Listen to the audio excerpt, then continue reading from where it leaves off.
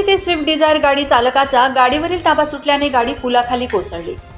बोराडी पानसेमल रस्त्यावरील हातकामगार कारखान्याच्या वळणावर वरील पुलावरून स्विफ्ट डिझायर गाडी क्रमांक MH39 J2972 मधील गाडी चालकाचा ताबा सुटल्याने गाडी पुलाखाली जाऊन कोसळली। यात चालक, 2 मुले, 1 महिला असे एकूण 4 जण गंभीर जखमी झाले असून यांना प्राथमिक उपचारासाठी शिरपूर येथील इंदिरा मेमोरियल व त्यातून खासगी रुग्णालयात दाखल करण्यात आले आहे। बोराडीहून पानसेमलकडे जाणारा रस्त्यावरील लेंढऱ्या नाल्यावर बांधलेला मोठ्या उंचीच्या पुलावरून स्विफ्ट डिझायर गाडी चालकाचा गाडीवरील ताबा सुटल्याने गाडी पुलाखाली कोसळली। या दुर्घटनेत चालकासह 4 लोक गंभीर जखमी झाले आहेत। यात कलीम इब्राहिम खाटिक वय 45, लकी कलीम खाटिक वय 12, माहिल कलीम खाटिक वय 12 व महिला नाव माहीत नाही, सर्व राहणार शहादा।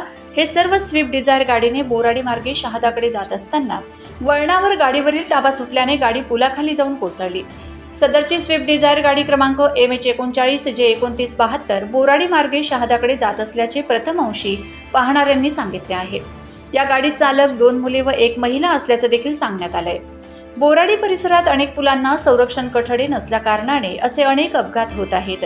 याकडे बांधकाम विभागाचे वरिष्ठ अधिकारी हेतुपुरस्सर दुर्लक्ष करीत असल्याचे नागरिकांचा आरोप आहे। वळणावरील या पुलाला देखील संरक्षण कठडे नसल्या कारणाने ही गाडी पुलाखाली जाऊन पडली। जर संरक्षण कठडे असते तर गाडी पुलाखाली कोसळली नसती।